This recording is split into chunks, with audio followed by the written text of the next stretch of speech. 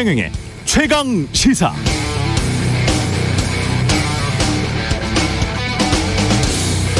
네, 어제 박병석 국회의장의 신년사 중 눈에 띄는 대목이 있습니다.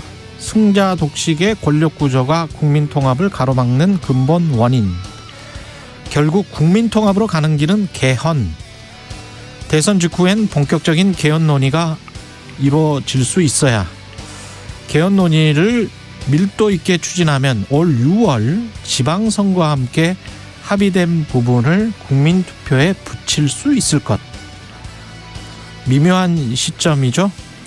시간도 별로 남지 않았고요. 어제 국민의힘은 윤석열, 이준석이 다시 손을 맞잡았지만 지난 수주간의 내용 끝에 김종인, 금태섭 등이 다시 링 밖으로 나갔고 안철수의 지지율은 상승해 있는 상황입니다. 1년 전만 해도 김종인 전 위원장은 이른바 삼지대를 부르짖었습니다. 지금 상황은 어떤 대선 후보도 50% 이상의 절대 과반을 차지하고 있지는 못하는 상황. 이런 상황을 고려해 보면 대선 이후에 정계 개편, 어떤 일이 일어나도 이상할 것 같지 않은 한국 정치입니다. 네, 안녕하십니까. 1월 7일 세상에 이익이 되는 방송 최경영의 최강시사 출발합니다. 저는 KBS 최경영 기자고요. 최경영의 최강시사 유튜브에 검색하시면 실시간 방송 보실 수 있습니다. 문자 참여는 짧은 문자 50원, 긴 문자 100원이 드는 샵 9730, 무료인 콩 어플 또는 유튜브에 의견 보내주시기 바랍니다. 새해부터는 새로운 기능 추가된 콩 어플도 많이 이용해 주시기 바라고요.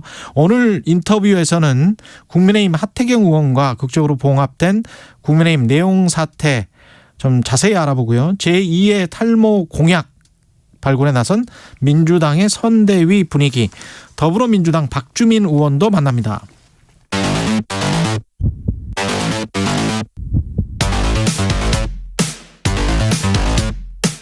오늘 아침 가장 뜨거운 뉴스 언박싱. 네, 뉴스 언박싱 시작합니다. 민동기 기자, 김민아 평론가 나와 있습니다. 안녕하십니까? 안녕하세요. 어제 또 평택 화재 소방관들 순직하셨네요. 세 분. 그 평택시 냉동창고 신축 현장 화재를 진압하던 소방관 3명이 숨지는 그런 사고가 발생을 했는데요. 예. 큰 불은 어제 오전에 좀 잡았는데 이 불길이 다시 번지면서 진화에 나섰다가 지금 사고를 당했습니다. 특히 건물 내부에는 산소통, LPG통, 가연성 물질인 보온재가 다량 있었던 것으로 지금 확인이 됐고요. 예. 5명이 현장에서 고립이 됐고 2명은 탈출했는데 이 소방관 3명은 빠져나오지 못했습니다. 이번 화재가 또 주목을 받고 있는 게 지난해 소방관 1명이 숨진 경기 이천 쿠팡 덕평물류센터 화재 있지 않습니까? 예. 이때 발생했던 화재하고 굉장히 좀 비슷하다는 점인데요. 당시에도 소방당국이 잔불 정리 작업을 하면서 이렇게 소방관들이 하고 있다가 결국에는 다시 불길이 치솟았고 그때 이제 소방관 1명이 또 사망하는 그런 사건이 있었는데 물론 지금 냉동창고 화재 원인은 정확하게 밝혀지진 않았습니다만 만약에 덕평 물류센터 사고처럼 화재 예방을 위한 안전 조처라든가 이런 게 제대로 하지 않았다면 시공사는 물론이고 정부 책임도 좀 피할 수 없을 것 같습니다. 1차적으로 이제 잔불 정리를 하기 위해서 들어가는 이제 소방관들의 뭐랄까요, 좀 안전이라든가 이런 것들을 좀 제고시킬 수 있는 그런 것들이 없겠는가, 이런 것들을 추가로 이제 좀 강구해 볼 필요가 있는 것 같고요. 왜냐하면 반복돼서 이런 일이 일어난다는 것은 뭔가 이제 좀 추가로 이제 우리가 강구해야 될 수단이 있어야 되는 거 아니냐 이런 생각하게 만들지 않습니까? 그렇죠. 그런 것들을 좀 찾아볼 필요가 있겠고, 그리고 화재가 일어난 것 자체에 대해서 이제 말씀하셨듯이 이런 식의 화재가 계속 일어나요. 특히 이제 냉동 창고라든지 이런 것들이 이제 어떤 소재로 지어졌는가, 그리고 내부에 어떤 물질들이 있는가, 이런 그렇죠. 것들 때문에 예. 이 가연성 물질이나 이런 것들이 있는 상황에서 어떤 모종의 작업을 하다가 그게 이제 화재로 이어지는 경우들이 계속 있어 왔거든요. 그래서 말씀하신 대로 이번 사건은 이제 원인을 짚어봐야 되겠지만 더 이제 확인을 해봐야 되겠지만 비슷한 이제 맥락의 또 사건이다라고 하면 분명히 그런 지적이 이제 나오겠죠. 왜 똑같은 이유로 이런 사고가 반복이 되는 거냐에 대해서 여전히 구조적인 문제가 있다라는 지적이 나올 거기 때문에 이번에도 그러면 이 원인 규명이나 이런 것들에 대해서 어떻게 되는지를 우리가 또 확실하게 확인을 해봐야 되는 거겠죠. 예. 윤석열, 이준석 갈등은 일단 봉합이 됐는데요. 이 어제 그 화해 직후의 순간 윤석열 후보와 이준석 당대표의 목소리를 좀 인서트로 좀 잠시 듣고 네. 이야기 이어가겠습니다. 화해할 것도 없고요. 저희가 원래 피는 물보다 진하다고 하지 않습니까? 저희는 피 같은 당원입니다. 우리 국민의힘에 같이 뼈를 묻기로 함께하기로 한 사람입니다. 그래서 뭐 화해라고 말 것도 없습니다. 네. 다시 저희가 같은 생각을 가지고 국민들의 똑같이 우리가 수행해야 될 명령을 똑같이 받들어서 저희 하여튼 뭐 분골쇄신 열심히 하겠습니다. 후보님과 저희 신뢰를 구축해서 실망스러운 모습을 지금까지 보인 것에 대해서는 제가 사과드리고 앞으로 나아가서 선거 승리로 보답할 수 있도록 하겠습니다. 예. 사과드린다는 이준석 대표의 말, 그리고 피는 물보다 진하다는 윤석열 후보의 이야기였습니다. 제가 어제 저 두 분 때문에 굉장히 고생을 했습니다. 왜요? 제가 어제 저녁에 오후에 방송이 하나 있었는데 원고를 정리해가지고 제작진에게 보냈거든요. 예. 그리고 이제 이동을 했습니다. 방송사에 도착을 하니까 원고가 무용지물이 됐어요. 그래서 거의 라이브로 방송을 그렇죠. 했습니다. 네. 거의 시각적 상황이 바뀌기 때문에 네. 이 코너의 새로운 형식인가요? 이렇게 목소리를 그렇죠. 들려주는 게? 예, 좀 이렇게 중요한 일은 직접 현장의 목소리를 좀 듣고 이게 뉘앙스가 어땠는가 이런 거를 좀 우리가 좀 알아야 훨씬 더 저희가 전해드리는 시청자, 것보다 청취자들이 네. 제대로 이해할 수 있을 것 같아서요. 예, 소통의 측면에서 좋은 것 같습니다. 저렇게 저는. 어제 예, 김연아 평론가 싫어요? 아니 좋습니다. 네, 좋습니다. 저렇게 봉합은 됐지만 예. 봉합되기 전까지 타임라인을 정말 압축적으로 정리를 하면은요. 예. 어제 오전에 이제 최고위가 열렸거든요. 이때 윤핵관으로 지목이 됐던 이른바 그 권영세 이철규 의원을 사무총장과 전략기획부총장에 각각 임명을 하려고 하니까 윤석열 후보가 이준석 대표가 안건 상정을 막았습니다. 근데 이 회의 전에 두 사람이 독대까지 했거든요. 근데 격한 논쟁을 벌였다라고 하고요. 뭐 두 사람이라는 거는 윤석열, 이준석이 예, 독대를 했는데 이제 합의점을 찾지 못한 겁니다. 근데 이제 최고위에서 윤석열 후보가 이제 이 대표에게 아니 당무 우선권에 따라 해석에 따라 처리를 해달라 이렇게 이제 얘기를 했고 이 과정에서 권영세 의원이 자신을 비판했다고 임명을 거부하는 건 대의명분이 좀 약하지 않냐 이준석 대표에게 이렇게 얘기를 하니까 이준석 대표가 가르치려 들지 말라 이렇게 이제 격한 논쟁까지 벌였거든요. 예. 그리고 이제 오전에 비공개 의원총회가 열리는데 이때 많은 언론들이 보도한 이준석 대표 사퇴 촉구 결의문 채택을 제안을 합니다. 그랬죠. 예, 그리고 이제 오후에 이제 오전 의총에서는 결론을 못 냈거든요. 오후 의총에서 이제 결론을 내기로 했는데 이때 김기현 원내대표가 이준석 대표에게 오후 의총에는 참석을 해라 이렇게 요구를 했는데 이준석 대표가 조건을 붙입니다. 그러면 공개적으로 하자. 그래서 공개적으로 해서 토론을 하자 이렇게 얘기를 했는데 이걸 가지고 또 신경전이 벌어졌다가 일단 모두 발언만 공개하기로 합의가 됐고요. 그래서 이준석 대표가 의총에 참석을 했습니다. 근데 이제 모두 발언에서 이준석 대표가 이런저런 이제 자신에게 제기됐던 비판을 반박하는 그런 이제 해명을 했는데 간단하게 얘기하면 이렇습니다. 자신의 지론인 세대 포위론을 또 강조를 하면서 예. 청년 세대가 돌아오지 않으면 이번 대선에서 승리는 어렵다. 이걸 계속적으로 강조를 했고요. 다만 연습 문제라고 표현을 했지 않습니까? 예. 이 부분에 대해서는 그 표현이 불편했다면 정말 죄송하다. 이렇게 얘기를 하면서 하지만 그거는 일종의 표현이고 본인이 의도했던 거는 그런 건 아니었다. 이런 취지로 이제 설명을 했는데 아무튼 이 직전까지는 굉장히 이준석 대표가 거의 지금 벼랑 끝으로 내몰리는 그런 상황이었는데요. 오후 8시에 하태경 의원이랑 사실 인터뷰를 미리 했거든요. 네네. 6시 40분에. 그런데 하태경 의원에 따르면 이 직전에 모두 발언 직전의 상황은 자신을 빼고 사실상 만장일치로 사퇴 총결의를 할 뻔했대요. 그래서 벼랑 끝으로 내몰린 상황이었어요. 예, 이 상황 자체가. 근데 이제 오후 8시에 윤석열 후보가 갑자기 등장을 하면서 상황이 반전이 된 겁니다.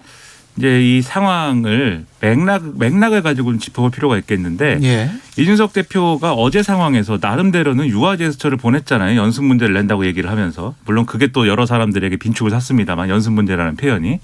연습 문제를 냈다고 자기가 주장했는데 그게 거부됐다고 그래서 이제부터 선거에 나는 뭐 다시 결합 안 한다고 얘기를 했고, 근데 오늘 아침에 윤석열 후보가 이제 연습 문제를 푸는 모습을 뭔가 보여주면서 다시 또 이게 두 사람 간에 그러면 뭔가 해결이 되는 거냐 이런 기대가 잠깐 있었는데, 이준석 대표가 이건 연습 문제를 푼 거로 볼 수가 없다고 이제 상황 규정을 했어요. 그렇죠. 왜냐하면 애초에 이준석 대표가 얘기했던 연습 문제라는 거는 이게 그냥 지하철역에서 인사를 해라라기보다는 지하철역에서 인사를 같이 하면서 뭔가 이제부터도 이준석도 함께하는 선거운동이다라는 거를 보여주자. 그리고 그걸 위해서 이제 그러면 윤석열 후보가 이준석 대표가 제안하는 여러 가지 이제 이건 뭐 선거운동의 전략이나 이런 것들을 성의 있게 다뤄야 된다라는 거를 확인하고 싶다. 이 얘기였던 거거든요. 예. 근데 어제 이제 윤석열 후보가 이제 그 문제를 푸는 방식을 보면은 그 전까지 보고를 받았는지 안 받았는지도 이제 그건 의문이고, 아침에 당사를 이동하다가 즉흥적으로 그런 얘기가 있어? 이준석 대표가 그런 얘기했어? 그럼 인사하지 뭐, 이렇게 해서 했다는 거예요. 그러니까 이준석 대표 입장에서는 여전히 자기가 배제되고 있는 거고, 그다음에 어제 이제 그 의원총회까지 가는 상황을 봐도 윤석열 후보 측이 어제 이준석 대표를 뭔가 정치적으로 무력화시킨다라는 시그널이 굉장히 이제 명확했다고 저는 생각을 하는 게, 앞서 말씀하신 이제 그 이 인사 문제에 대해서도 비공개 최고위에서 인사 문제에 대해서도 이 전략기획 부총장을 이제 이철규 의원을 임명한다는 거에 대해서 이준석 대표가 반대한 거잖아요. 권영세 사무총장은 인정을 하는데. 예. 근데 이철규 의원의 경우에는 처음에 이제 윤석열 후보가 이 경선 캠프 꾸릴 때부터의 초창기 멤버인데다가 이준석 대표하고 갈등 관계가 있었거든요. 그렇기 때문에 이것은 그 전임자인 윤한홍 의원이 이른바 윤핵관으로 지목되고 있는 상황에서 윤한홍 의원의 사퇴한 자리에 또 다른 윤핵관을 앉히는 것이다. 또 이철규 의원이 또 지역구가 강원도예요. 예. 그러니까 그 권성동 의원하고 가까운 거 아니냐.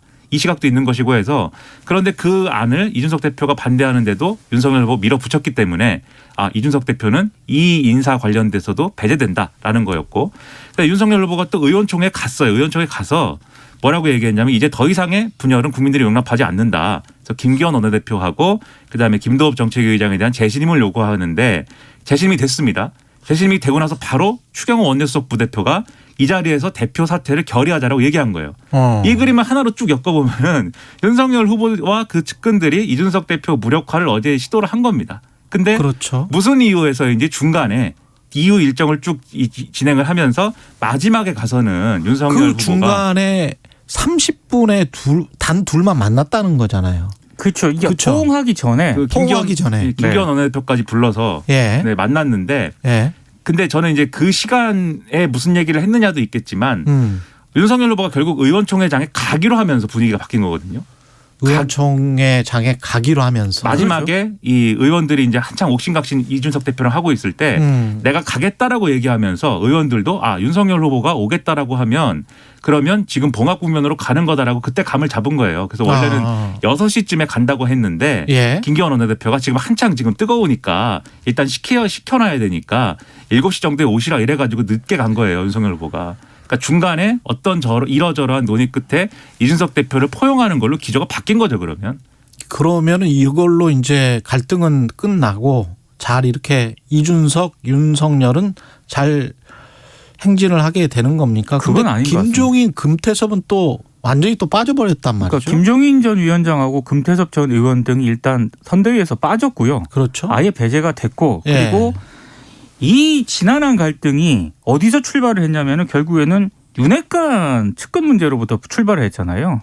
그랬죠. 결국에는 그 밑에 그 기저가 깔려 있는 거거든요. 표면적으로는 그런데 이제 김건희 씨 그렇죠. 의혹에서 그걸 처리하는 과정에서 결국에는 그러니까 예. 이준석 대표가 그때 불만 제기한 것도 그런 얘기인 거예요. 그래요. 이준석 대표가 김건희 씨 문제에 대해서는 사과하고 정리하는 방향으로 가자라고 얘기를 계속하는데 그게 후보에게 전달되지 않고 오히려 조수진 최고위원이라든가 그랬었죠. 이런 사람들이 예. 난 후보 말만 듣지 당신 얘기는 안 듣는다라고 얘기한 게 이게 선대위의 운영과 윤석열 후보가 이준석 대표를 다루는 전형적인 방식으로 드러난 것이다라고 이준석 대표가 주장하면서 직을 던진 거거든요. 근데 그 문제가 해결이 됐느냐?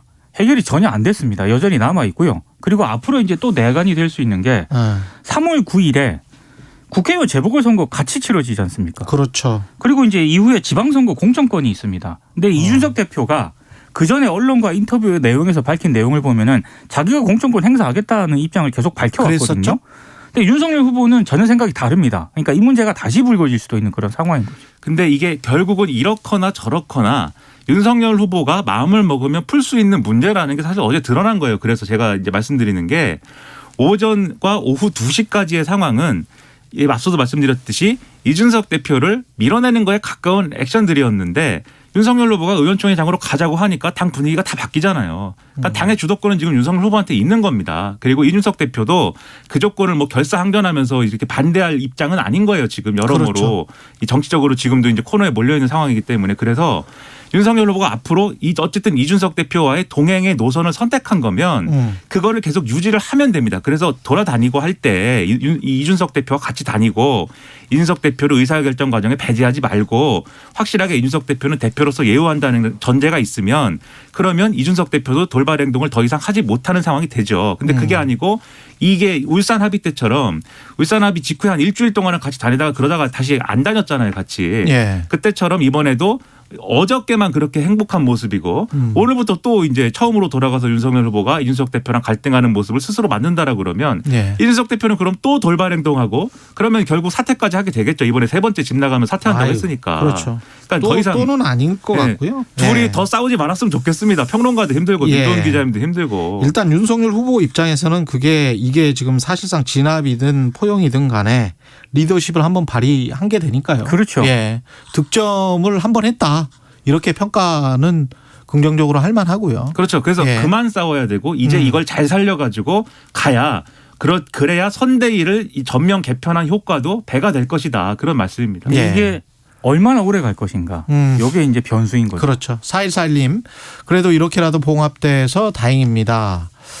디맨쉬님.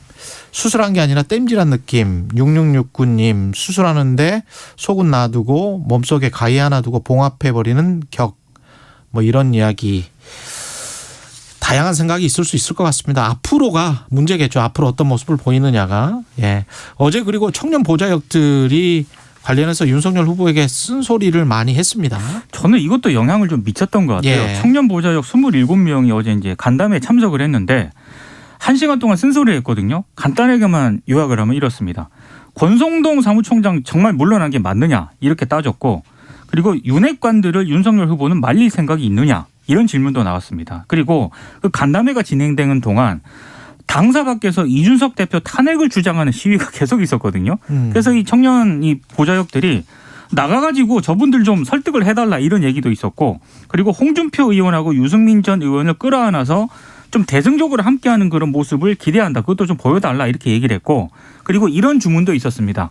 행사에 좀 지각 좀 하지 말아달라. 이런 주문도 있었습니다. 그러니까 성의가 없어 보이잖아요. 지각을 하면. 이게 윤석열 후보가 제 생각에는 이 행사도 지금 민동기 기자님 말씀하신 것처럼 이준석 대표에 대한 태도를 바꾸는 하나의 요인이 됐을 거라고 제가 생각하는 게 윤석열 후보가 그동안 이준석 대표의 태도나 이런 행동이나 이런 것들을 아마도 측근들의 필터를 통해서 이제 생각을 했을 가능성이 좀 있다고 생각을 합니다. 그래서 이준석 대표가 어떤 정치적인 고려로 저렇게 하는 것인가 어떤 술수가 있는 것인가 왜 나를 흔드는 것인가 이렇게 봤을 텐데 청년 보좌역들은 윤석열 후보가 앞으로 자기가 이제 정권을 만들고 정부를 만들어도 필요한 어떤 역할이라고 해서 지금 뽑은 사람들이거든요. 그렇죠. 그 사람들이 하나같이 하는 얘기가 이준석 대표랑 같이 가야 된다라고 얘기를 하고 이준석 중요하다라고 이야기를 그렇죠. 하니까요. 윤 핵관이 문제이다라고 똑같이 얘기를 하지 않습니까? 예. 그렇게 직접적인 목소리를 자기가 이렇게 듣고. 직접 접한 것이 아마도 처음이지 않았을까 싶고 예. 그런 것들이 아마 심경의 변화나 이런 것들을 이어지지 않았을까라고도 전 추측을 합니다. 예.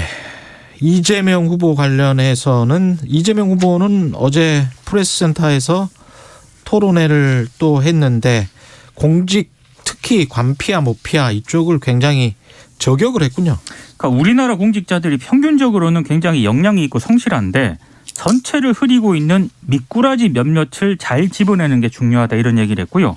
그리고 어제는 문재인 정부하고 민주당을 좀 많이 좀 비판을 했습니다. 특히 경제와 민생에서 문재인 정부가 유능했느냐는 그런 국민 비판에는 당당할 수 없다 이렇게 얘기를 하면서 시장에서는 부동산 공급이 부족하다고 사인을 계속 보내줬는데 이 정부 관료들은 이전 정부보다 공급량이 많은데라며 부인을 하니까 시장이 공급을 더 늘리지 않겠다는 것으로 받아들이고 반대로 가버렸다 이런 얘기를 했습니다. 그러니까 시장 요구에 맞서는 부동산 정책이 추진이 되면서 이 부동산 가격이 급등했다는 그런 얘기를 했고요.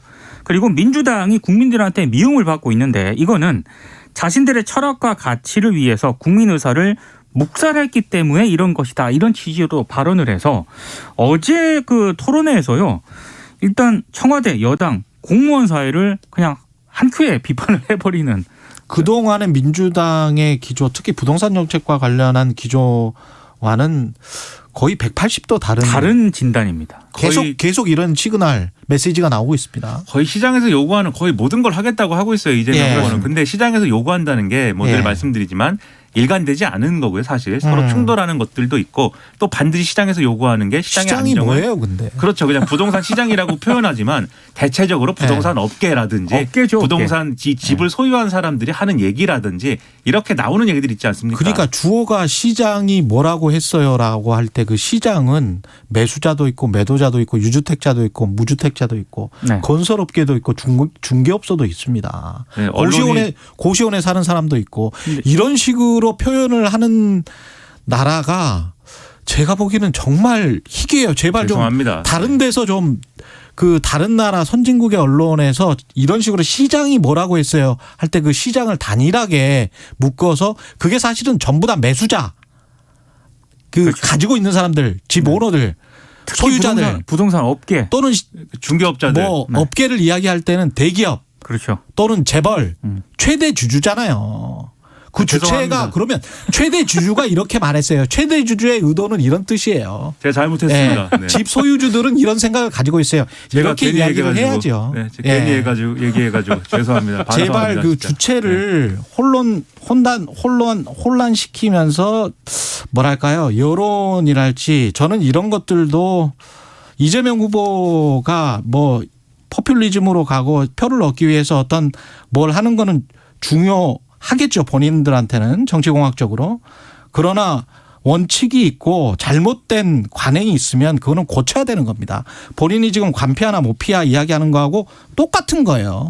시장이라는 주체가 세상에 어디 있습니까? 그리고 후보를 시장이라는 거를 그 객관화시켜서 이야기할 수 있는 어떤 언론이나 이게 어디 있어요? 이게 말도 안 되는 이야기입니다. 이재명 이런 후보 것들은. 다시 한번 섭외하시죠. 예. 그리고 부동산 시장이라는 말은 제가 했어요 지금 이재명 한 게 아니고. 그러니까 시장이 뭘 했어요? 이거는 제발 그런 말이 있는 그 무슨 선진국 언론이 있으면 저한테 좀 갖다 주세요. 그런 말은 절대 안 씁니다. 죄송합니다. 네.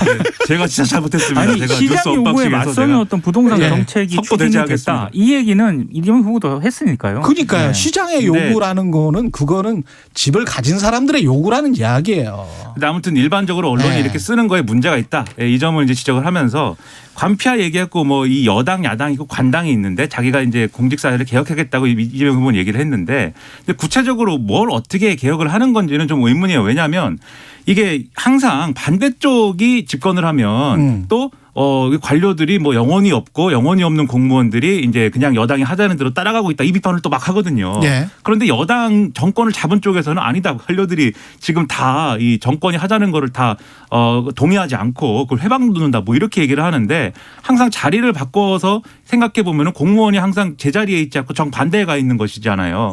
그러니까는 구체적으로 뭘 어떻게 개혁하는 것인지 공무원을 어떻게 설득하는 것인지 이런 것들을 잘 얘기를 해줬으면 좋겠고. 관피하 못피하의 핵심은 저는 정관이라고 봐요. 그렇죠. 네. 뭐 1급이나 2급이나 끝나고 나면 공공기관에 가는 게 정해져 있고 그들 사이에서 순서가 있습니다. 지금 그렇게 돌아가고 있어요. 한국이. 그렇게 수십 년 동안 돌아갔고 아직도 서랍 속에서 오늘 뭐 몇 개월 후에 1급이 퇴직을 하면 저쪽 자리가 나니까 저 사람은 이것 그다음에 2급은 어느 자리 그것보다 낮은 산하기관 이렇게 되고 있는 게 지금 현재 공무원 조직이에요. 그분들이 그렇죠. 몇몇 미꾸라지인 것 같습니다. 몇몇 미꾸라지가 아니고 전체 미꾸라지입니다. 사실은 거의 모든 부처가 다 이래요. 이재명 후보가 얘기하는 게 이제 그런 취지인 것인지 아니면 정부가 정책을 펼치려고 하는데 공무원들이 말 안 듣는다고 자꾸 얘기를 하는 거잖아요. 지금 그런 측면들도 분명히 있고 그러니까 그런 공무원들에 대해서 이제 그런 공직사회에 대해서 어떻게 할 거냐에 대한 답이 있어야 될 것 같고 그 밑에 산하기관들이 또 정책을 올린단 말이죠. 그리고 그것이 마치 시민사회나 뭐의 요구나 무슨 주장이나 의견처럼 또 공무원들이 받아들여서 그걸 또 청와대에 올리는 그런 시스템이에요. 이게 지금 완전히 관피아들의 노란하고 있는 그런 시스템입니다. 제가 전체 발언을 좀 보니까 본인은 성남시장하고 그 경기도지사를 하지 않았습니까?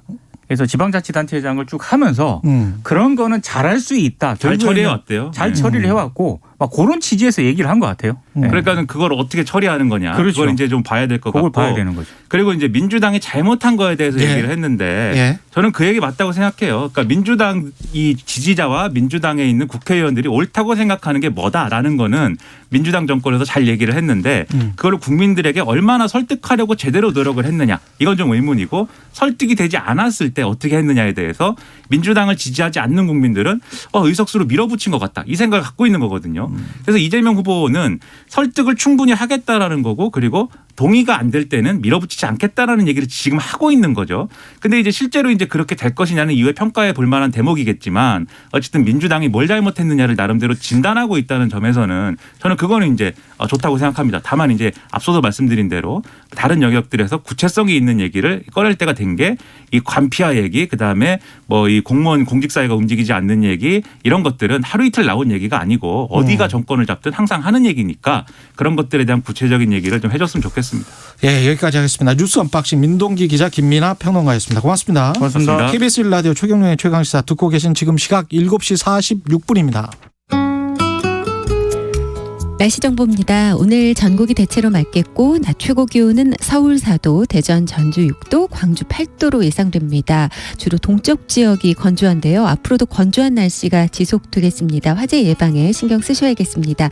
주말인 내일은 막다가 오전부터 흐려져 밤부터 모레 새벽 사이에 중부지방으로 1cm 미만의 눈이 내릴 전망입니다. 수도권 등 대부분 지역 눈 날림 현상이 있는 곳도 있겠습니다. 한편 오늘 수도권 등 중서부 지역을 포함해서 일부 남부 지역까지 해서 미세먼지 농도 높은 곳이 많겠습니다. 지금 서울의 기온은 영하 5.7도입니다. 날씨였고요. 다음은 이 시각 교통 상황 알아보겠습니다. KBS 교통정보센터의 정현정 씨입니다. 네, 1월의 첫 번째 금요일입니다. 도로 위에 돌발 구간이 많아서 조심하셔야겠는데요. 먼저 경부고속도로 서울 쪽으로 옥천 부근에서는 대형 화물차가 고장나 있습니다. 금토분기점에서도 2차로에서 버스가 고장나 있어서 처리하고 있고요. 여파로 판교분기점에서 금토분기점까지 속도 줄여서 지납니다. 양재에서 반포까지 천천히 가고요. 반대 부산 쪽으로는 한남에서 반포까지 이어서 밀리고 있습니다.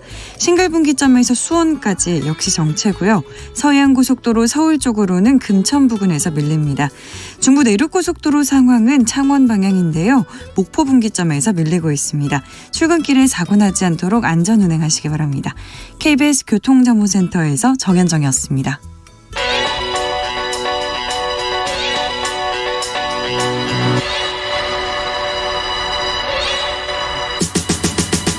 네, 최경영의 최강시사 매주 금요일마다 여야 대선 주자 관련 여론조사 살펴보고 있습니다. 여론조사 전문업체 메타보이스 김봉진 대표 자리하셨습니다. 안녕하세요. 안녕하십니까. 예, 오늘 다룰 여론조사 개요부터 좀 설명을 해 주십시오. 예. 전국지표조사는 엠브레인 퍼블릭, 캐스트 리서치, 코리아 리서치, 한국 리서치 등 4개 여론조사 기관이 지난 1월 3일서부터 5일까지 4일간 전국 만 18세 이상 남녀 1000명을 대상으로 전화면접 조사 방식으로 이루어졌습니다. 표본오차는 95% 신뢰 수준에서 플러스 마이너스 3.1%포인트고요. 응답률은 27.9%입니다. 예. KBS. 또 하나 이제 KBS 한국 리서치 조사는 지난 1월 3일에서 4일 이틀간 전국 만 18세 이상 남녀 1000명을 상대로 전화면접 조사 방식이었고요. 표본오차는 95% 신뢰 수준에서 플러스 마이너스 3.1%포인트, 응답률은 19%입니다. 자세한 사항은 중앙선거 여론조사심의위원회 홈페이지 참조하시면 될 것 같습니다. 지지율은 어떻습니까? 지금 이 상황 어제 지금 갈등이 극적으로 화해 또는 봉합된 상황은 뭐 이게 들어가 있지는 않겠죠. 이 조사들에는 반영된 건 아닌데요. 이게 아마 갈등이 이제 현재 진행형인 시기 월화수에 이제 조사가 된 건데 이때 이미 이재명 후보가 이제 지난주 대비 3%포인트 하락해서 36% 그리고 이제 그 윤석열 후보는 28% 선을 방어했습니다. 똑같은 28%. 그런데 이제 안철수 후보가 최초로 두 자릿수인 12%를 기록했고요. 심상정 후보는 2%로 나타났습니다. 예, 안철수 후보가 호감도 조사에서 지금 아주 높네요. 안철수 후보의 호감도가 이재명 후보와 비슷한 42%, 이재명 후보가 41%니까 거의 같이 나타났고요. 심상정 후보 34%, 윤석열 후보 32%. 이렇게 나타났습니다. 근데 지지도에 비해서는 호감도가 굉장히 높다. 안철수 후보가. 그리고 도덕성이 가장 높다고 생각하는 사람도 안철수 후보였네요. 예, 맞습니다. 안철수 후보 35%. 이거는 이제 호감도는 각각을 물어본 거고요. 그렇죠. 인물마다. 예. 예, 도덕성은 4명 중에 누가 가장 도덕적이냐라고 물어봤을 서로 때 상대 비교. 예, 맞습니다. 상대 측정을 해봤더니 안철수 후보가 35%, 뭐 응답자의 한 3분의 1이 안철수 후보를 선택했고요. 2등은 이제 심상정 후보인데 윤석열 후보라든지 예. 이재명 후보하고 17, 14, 13이니까 뭐 비슷합니다. 예.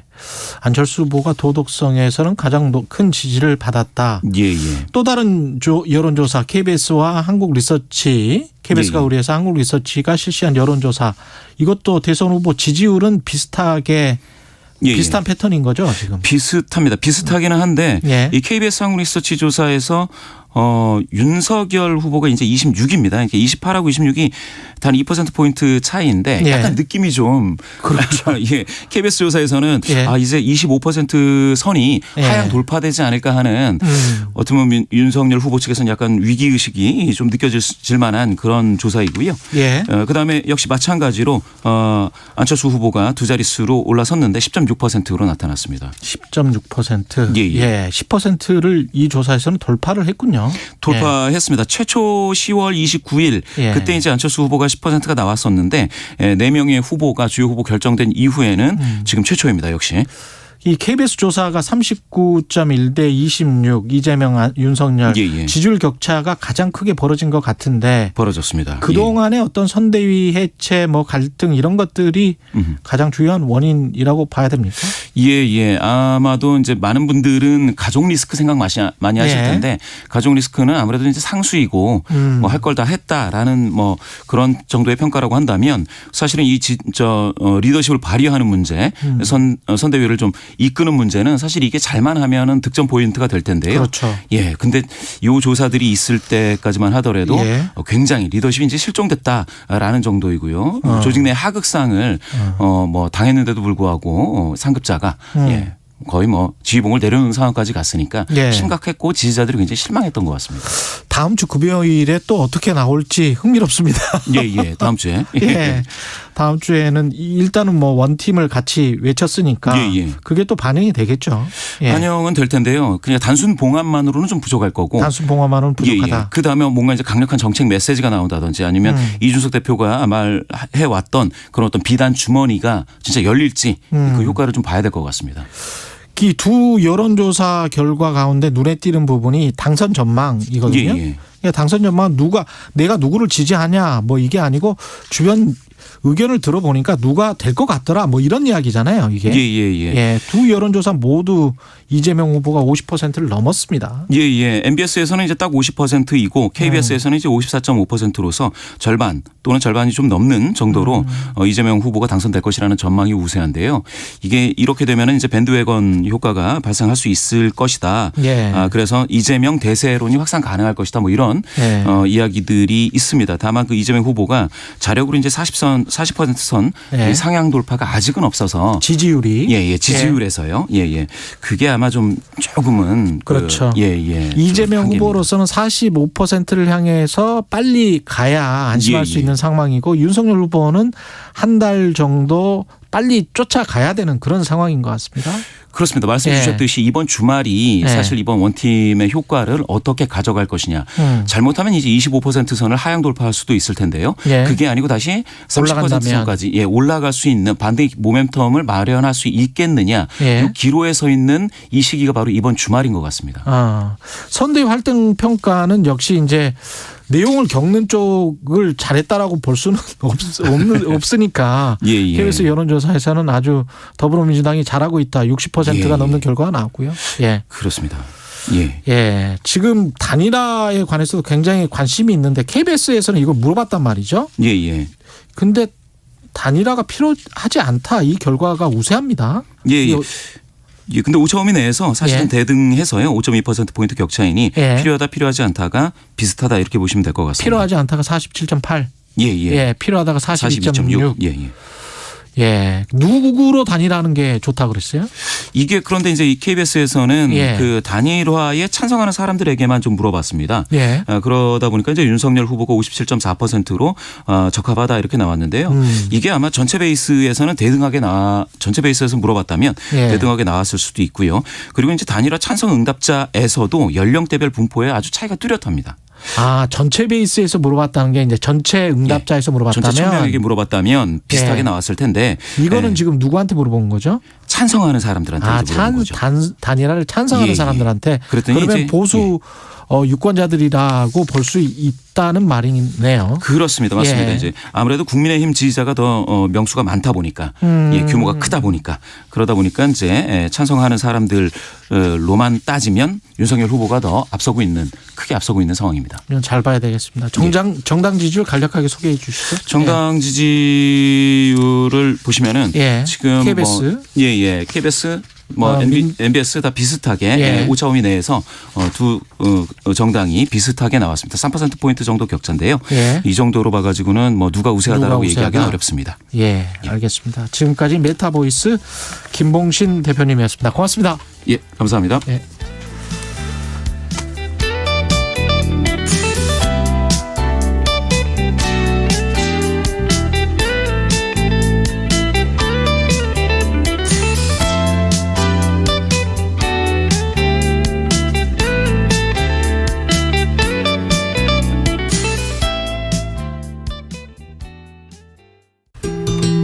오로지 산만 생각하시는 분이에요. 한 번은 계획을 잡으면은 끝까지 실행하는, 두 손으로 올라가기도 힘든 산을. 2022 KBS 연중기획 기억을 기록하다. 7,200에서 있을 때 저희들이 정치대 대원이나 저희 입장에서는 우리는 목표가 정상이 아니다. 대장님만 정상 갔다 오면 된다.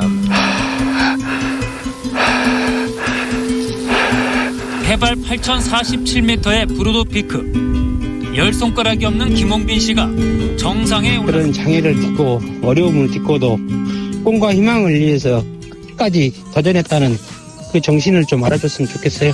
항상 우리 산에서 도전하는 정신을 가지고 우리 청소년들이 우리 김홍빈 대장님 같이 1%의 가능성만 있어도 도전할 수 있는 우리 김홍빈 대장님의 그 도전하는 정신을 가지고 살았으면 좋겠습니다.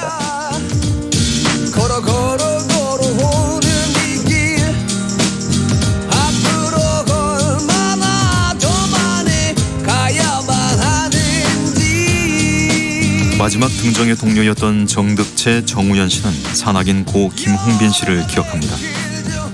2021년 7월 18일 히말라야 14주와 완등에 성공한 그는 이 말을 남겼습니다. 코로나19로 지친 대한민국 국민 여러분, 장애인 김홍빈도 해냈으니 모두들 힘내십시오. 로프를 움켜쥘 손가락이 없어도 도전을 멈추지 않았던 김홍빈 대장을 기억하겠습니다. 당신과 대한민국의 기억, KBS가 기록합니다. 저 넓은 꽃밭에 누워서 날 쉴 수 있겠지.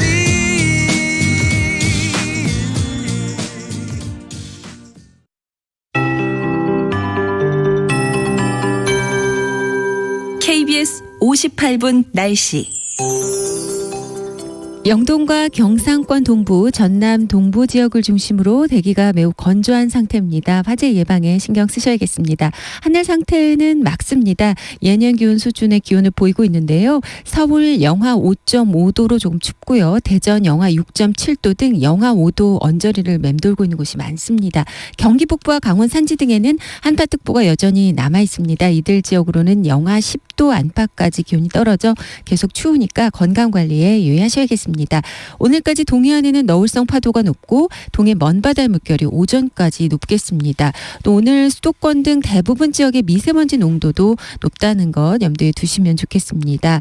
오늘 대체로 맑겠고 내일도 맑은 뒤에 오전부터 차차 흐려져 밤부터 모레 새벽 사이에 중부지방으로 약간의 비가 내리거나 눈이 내리겠습니다. 눈의 양은 1cm 미만이지만 교통안전에 유의하셔야겠습니다.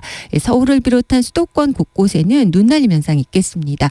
오늘 낮 기온 서울 4도, 대전 전주 6도, 광주 8도 등으로 예상됩니다. 일교차가 상당히 크겠습니다. 내일은 서울의 아침 기온이 영하 4도, 낮 최고 기온 영상 5도로 예상됩니다. 또한 내일 강원 산지에는 바람이 강해지겠습니다. 지금 서울의 기온은 영하 5.6도입니다. 강혜종입니다.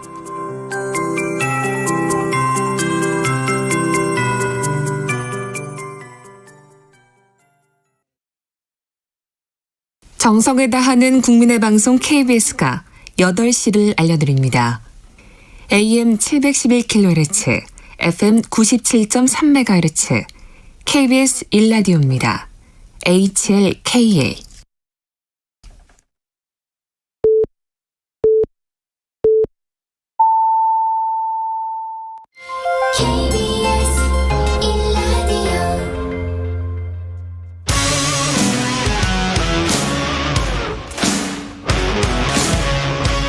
오늘 하루 이슈의 중심 최경영의 최강시사.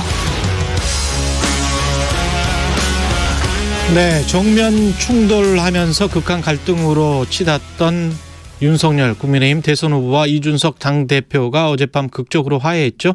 선대위 안에서 더 이상 할 수 있는 역할이 없다. 이준석 대표가 선대위원장직을 사퇴하고 나온 지 16일 말입니다. 일단 급한 불은 껐습니다. 국민의힘 하태경 의원과 이야기 나눠보겠습니다. 안녕하세요. 예, 안녕하세요. 하태경입니다. 예, 어제 의총 계셨었죠? 예, 쭉 있었습니다. 예, 어땠습니까?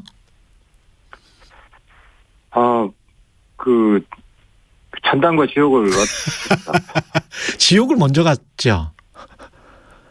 지옥. 정말 예. 하기 싫을 정도로 예. 마치 과거 저희들 탄핵 박 전 대통령 탄핵 때 그런 상황처럼 의원들 간에도 굉장히 긴장이 고조됐고요. 당내 이견이 굉장히 심각했죠. 추경호 의원이 잠정 사퇴를 해야 된다라는 어떤 안을 이미 제출한 상태에서 의총이 열렸던 거 아닙니까? 당대표가? 의총의 주제로 예. 대표 사퇴권을 올린 거죠. 대표 사퇴권을 올린 거죠. 네, 의총의 주제로 올린 것이고. 그리고 굉장히 큰 압박이 한동안 있었고, 그리고 이준석 대표가 이야기를 하고 그 순서가 어떻게 되죠? 그 다음에 윤석열 후보랑 한 30분 정도 따로 대화를 했다고 기사에는 나와 있던데. 의총이 한 3번 열렸고요. 예. 3번인가 4번인가 아무튼 3-4번 열렸습니다. 예. 잠깐 쉬었다가 다시 대기하고. 그래서 오전 의총에서는 사실상 원내 지도부에서 이 대표 사퇴해야 된다. 네. 동의해달라. 찬반 토론을 하자. 이렇게 했었고. 그래서 이제 내부 찬반 토론이 있었고요. 20몇 분이 발언을 했고. 물론 저는 당연히 아주 강력히 반대를 하고. 반대한 이유는 딴 게 아니라 이제 후보를 위해서 예. 그렇지 않다. 예. 이러면 우리 선거 망한다. 후보를 위한 선택을 우리가 해야지. 이준석 대표가 미운 사람이 있더라도 후보를 위한 선택을 해야 된다. 예. 그런 발언을 했고. 근데 이제 오후에 다시 이제 이준석 대표를 불러가지고 이야기를 들어보고 최종 결정을 하자. 예. 이제 모두 발언 공개할 거냐 말 거냐 가지고 또 실랑이가 있었죠. 그랬죠. 그래서 이 대표가 안 왔죠. 왜냐하면 이제 모두 발언에 대한 걱정은 이 대표가 와서 또 좀 갈등을 고조시키는 갈등 조장 발언을 하지 않을까. 예. 이런 우려가 이제 다수 의원들한테 있었던 거고요. 이 의원은 이제 문제를 풀려고 나는 모두 발언하고 싶다라고 한 건데. 예. 그만큼 이제 불신에 거의 깊었던 거죠. 의원들하고. 근데 안 오니까 이제 사퇴 결의를 강행하려고 했던 것이고, 그때는 거의 저 혼자 여기 동의할 수 없다. 강하게 반발하고 뛰쳐나갔죠. 예, 왜냐하면 이제 의총 만장일치로 이제 좀 밀어붙이려고 했었어요. 그랬군요. 예, 근데 이제 제가 강하게 반발하니까 만장일치가 안 되면서, 한 번 더 이 대표를 오라고 해보자 해서 이제, 근데 김기현 대표가 갔죠, 이 대표를 만나러. 하원님이 이준석 대표를 구하신 거네. 아무튼 어제는 제가 천장과 지옥을 오고 갔지만 결국 해피엔딩으로 끝나서 예. 가슴이 뿌듯하기도 한데 이제 중요한 것은 예. 앞으로 이런 일이 이제 안 나와 다시는 발생 안 해야 될 거 아닙니까? 그 중간에 그 설명을 하실 때 당 대표와 후보가 30분간 따로 만났다. 그때 무슨 일이 있었는지 혹시 아세요? 그 이제 후보가 오게 될 때는 예. 이게 이제 그 사실은 서로 이제 미스커뮤니케이션이 쭉 보름 동안 있었던 건데요. 이제 이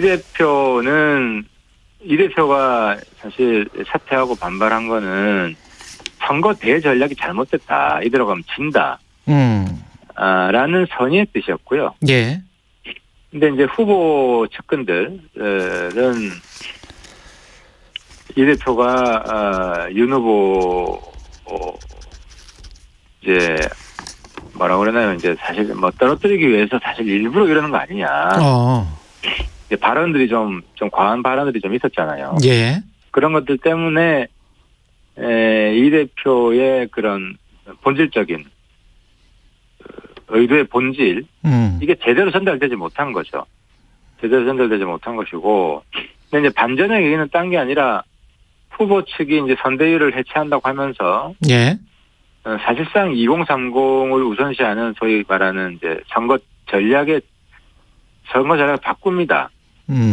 이 대표는 세대 결합론으로 가야 된다. 예. 근데 그 전까지만 해도 일종의 약간 반문 빅텐트론 같은 거였거든요. 뭐 문제 된다는 사람은 뭐 다 모여라.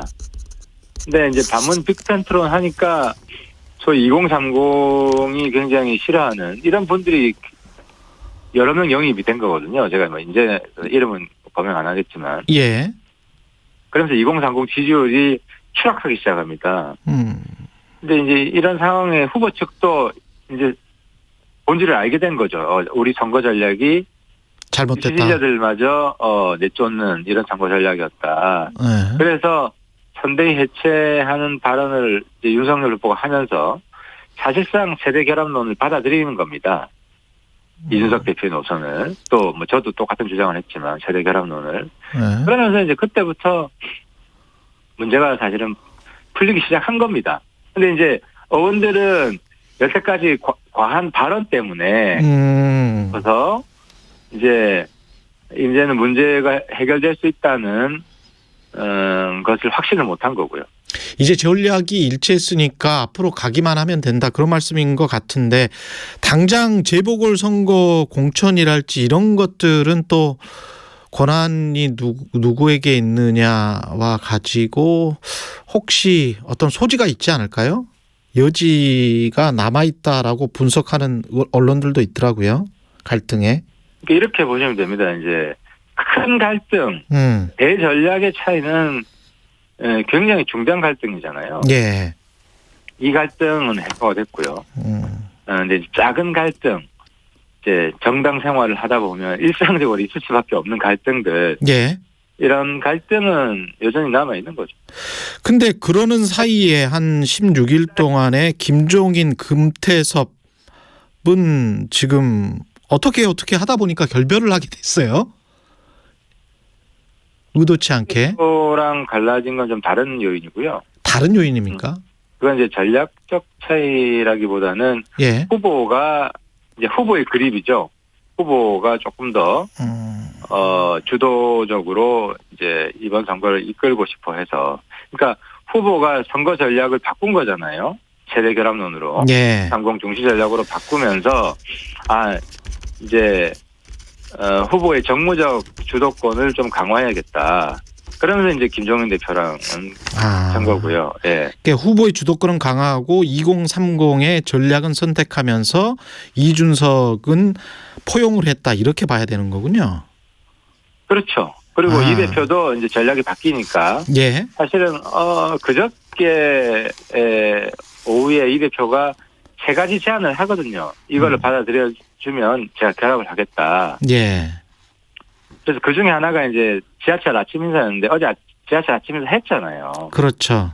했는데도 물론 갈등이 있었어요. 왜냐하면 후보 측에서도 이 대표와 감정의 골이 깊어가지고 이제 그 수용을 하나 정도 한 거죠. 그래서 메시지를 보낸 거죠. 일단 신호를. 예. 관계 개선 신호를 보낸 거고, 그럼 그걸 이제 이 대표도 보면서 후보 측도 다시 이제 뭉치려고 한다. 라고 해서 적극적으로 이제 의원들한테 사과도 하고, 그런 신호가 서로 이제 하루 종일 싸우면서도 화해 신호가 전달이 됐던 거죠, 서로.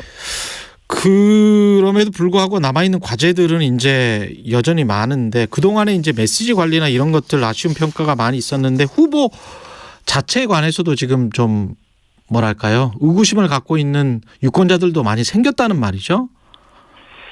그 부분도 예를 들어서 이제 그동안 큰 문제였던 게 하나가 이제 후보 3호. 예. 여러 가지 문제들에 대해서 이제 미온적 대응이 있었잖아요. 예. 근데 이제 그런 부분들은 후보 스스로도 철저한 공정의 잣대를 이제 적용하겠다라고 해서 사실상 그동안 비판되어 왔던 부분들을 후보가 다 수용을 한 거예요. 이 2030 청년 전략뿐만 아니라 그리고 이제 토론에 소극적이었던 것들도 이제 토론을 적극적으로 하겠다. 이제 사실상 김종인 위원장이 문제제기했던 그러니까 크게 우리 선대위 두 가지인데 청년 확장과 중도 확장인데 이 대표는 청년 확장을 면을 상징을 하는 것이고 김종인 대표는 중도 확장을 상징하는 것인데 이제 김종인 대표가 문제제기했던 것도 다 수용이 됐어요. 예. 선대위 해체한다고 발표하면서 후보가 그 내용 안에 다 들어 있습니다. 들어 있기 때문에 일단 후보의 방향은 제대로 잡았다. 의지도 아주 결연하다 하는 것이고요. 이제 그 다음부터는 뭐 그렇다고 이제 내부에 아무런 문제가 없다. 제가 이런 말씀 드리는 게 아니라 기존 선대위의 결정적인 문제점들은 저는 해소가 되었다라고 보는 거죠. 근데 이제 이재명 후보는 이낙연 전 대표하고 함께 이제 강화된 원팀 행보를 지금 며칠째 보이고 있는데 홍준표 의원이랄지 유승민 의원은 잠잠한 게 이거는 언제나 풀릴까요? 어떻게 전망하십니까? 그러니까 이제 그 부분도 이제 제대로 선거 전략의 방향을 잡았기 때문에 여태까지 좀 실수한 것들을 보면 홍준표 대표나 유승민 의원 같은 경우도 후보가 잘못 가고 있다. 부정적으로 봤을 거 아닙니까? 이제 제대로 가고 있는 모습을 보이면 저는 자연스럽게 지지율도 올라가고 거기에서 지지자들의 압박이 더 강해질 겁니다. 우리도 원팀이 되어라. 그렇게 되면은 순조롭게 저는 원팀이 되어갈 거라고 생각합니다. 이준석 대표가 이 원팀으로 다시 복귀한 것도 강한 어떤 의원들의 압박 그게 가장 주요했다 이렇게 판단을 해도 될까요? 아닙니다. 아까 제가 말씀드렸지만 후보가 이제 월요일 날 3대 해체 발표하고 기존의 흐름에 대해서 사과하고 사실상 2030 중시 전략을 발표를 했기 때문에 그때 자기는 복귀하겠다고 결심한 거거든요. 그렇군요. 그래서 세 가지 제안을 한 겁니다. 세 가지 제안을 한 거고 세 가지 제안 중에 이제 어제 저녁에 두 사람이 같이 이제 손잡고 그 배달 서비스 체험하는 그걸 던진 거예요, 이 대표가. 그래서 이 대표는 이제 감정의 골이나 이런 걸 부차적이었던 문제고 대전략만 바뀌면 언제든지 같이 한다라고 했던 것이고 그걸 어제 저녁에 갈등이 있었지만 후보는 적극 다 수용을 한 거죠. 그래서 서로 어깨동무한 겁니다. 그렇군요. 지지율은 언제나 회복될 거라고 보세요? 그동안에 까먹은 게 좀 많은데. 그렇죠. 저는 어제부로 바닥을 찍었다고 보는 겁니다. 그렇군요. 왜냐하면 지지율 떨어진 가장 큰 원인이 2030 지지율이 확 빠졌거든요. 그래서 2030 지지율이 사실 안철수 후보보다도 더 떨어졌던 거 아닙니까? 어제 여론조사 나왔던데. 이제 2030 중시 전략을 어제 합의하고 공식 천명했기 때문에 저는 자연스럽게 이제 상승할 거라고 보고요. 그렇게 되면 전체 지지율도 같이 견인될 수 있을 겁니다. 근데 김종인 후보와 결별한 게 일각에서는 그런 분석도 하더라고요. 안철수 후보와의 단일화를 염두에 둔 게 아니냐. 김종인 위원장이 안철수 후보 단일화 반대하는 거 아니잖아요. 그러니까 예. 그 김종인 위원장 지난번 서울시장 선거에 보면 단일화 반대 안 했잖아요. 예. 단일화에 부정적인 것처럼 보였던 이유는 잘못하면 우리 당의 후보가 단일화 경쟁에서 질 수 있다. 우리 후보가 단일화 경쟁에서 이길 수 있는 전략을 핀 거지. 정무적으로. 예. 그래서 근데 지금 우리 당내 기준은 자력으로 승리해야 된다. 지금은 자력으로 승리해야 된다. 안철수와의 단일화는 생각을 안 하고 계세요? 1순위 문제가 아니다. 1순위 문제가 아니다. 네, 1순위 문제가 아니고 자력으로 승리해야 되고 어차피 국민들은 당선 가능성이 더 높은 사람들한테 표를 몰아주게 돼 있어요. 그런 기조로 나가야 되고 그리고 단일화는 결과적으로 윤 후보가 원래 지지율을 회복하고 안쪽에 거품이 빠지면서 예. 결과적으로 안 후보가 윤 후보를 손을 들어줄 수밖에 없는 상황 그런 상황을 만드는 게 중요하지 다시 단일화 정무 협상에 들어가고 이런 일은 없을 거예요. 알겠습니다. 여기까지 하겠습니다. 말씀 감사합니다. 예, 감사합니다. 예, 국민의힘 하태경 의원이었습니다. 오늘 하루 이슈의 중심. 당신의 아침을 책임지는 직격 인터뷰. 여러분은 지금 KBS 1라디오 최경영의 최강시사와 함께하고 계십니다. 네, 대장동 이재명 후보의 아킬레스건이죠. 대장동 수사 출범 100일 맞았고요. 이재명 후보와 윤석열 후보의 이른바 대장동 토론도 곧 이뤄질 것 같은데 어떤 토론이 될지 궁금하네요. 더불어민주당 선대위 방송토론 콘텐츠 단장이십니다. 박주민 의원님 연결돼 있습니다. 안녕하세요. 예, 안녕하십니까. 예, 지금 검찰이 정진상 전 실장을 아직 안 했죠. 소환한다는 이야기가 있었었는데, 예. 자세한 수사 상황은 저도 잘 예. 모르고 있어서요. 예. 언론 보도에 나온 정도만 알고 있을 뿐입니다. 예. 지금 더 조사된 내용이나 이런 것들이 있습니까? 관련해서? 아까도 말씀드렸지만 수사 상황은 제가 정확하게 모르겠고요. 예. 근데 소위 말하는 그 50억 클럽이라고 하는 부분들의 경우에 수사가 좀 제대로 진행이 안 되는 것 같습니다. 곽상도 의원이라든지 박영수 전 특검 같은 경우. 예. 그래서 그런 부분이 저희들이 좀 매우 답답하게 보고 있는 상황입니다.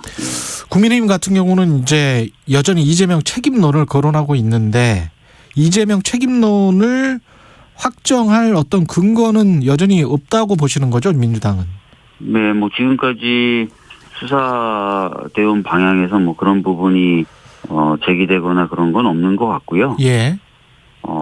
그렇기 때문에 지금까지 나왔던 의혹은 그냥 단지 의혹이나 또는 정치적인 공세다 이렇게 보고 있습니다. 예. 그러면 이른바 이 대장동 토론 정말 대장동만 이야기하는 걸까요? 아니면 다른 토론 주제들이 있습니까? 어떤 방식으로 이루어집니까?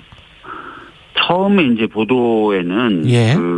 윤석열 후보 캠프 측에서 이제 대장동에 한정된 그런 토론을 준비 중이다 이런 보도가 나왔었어요. 예. 그런데 이제 그 보도에 대해서 이양수 대변인이 공식적으로 부인을 했고, 그리고 어저께인가요? 권영세 본부장이 주제에 제한이 없다, 토론을 적극적으로 하겠다라고 해서 애초에 보도된 바에 따른 어떤 대장동에 한정된 토론 제한은 없을 것으로 보여집니다. 네. 다양한 의혹들 그리고 정책들도 토론이 될 것 같네요. 그러면 윤석열 후보 같은 경우도 여러 가지 지금 본부장 의혹이라고 해가지고 여러 가지 의혹들이 있는데 지금 또 박주민 의원님이 윤석열 일가 부정부패 국민검증특위위원장도 맡고 계세요. 함께. 맞습니다. 예. 그리고 최근 민주당이 윤석열 후보의 장모 처남 김선교 의원 양평 군수였죠. 경기 양평지구 관련해서 특정범죄 가중처벌 등에 관한 법률 위반 혐의로 경찰에 고발했습니다.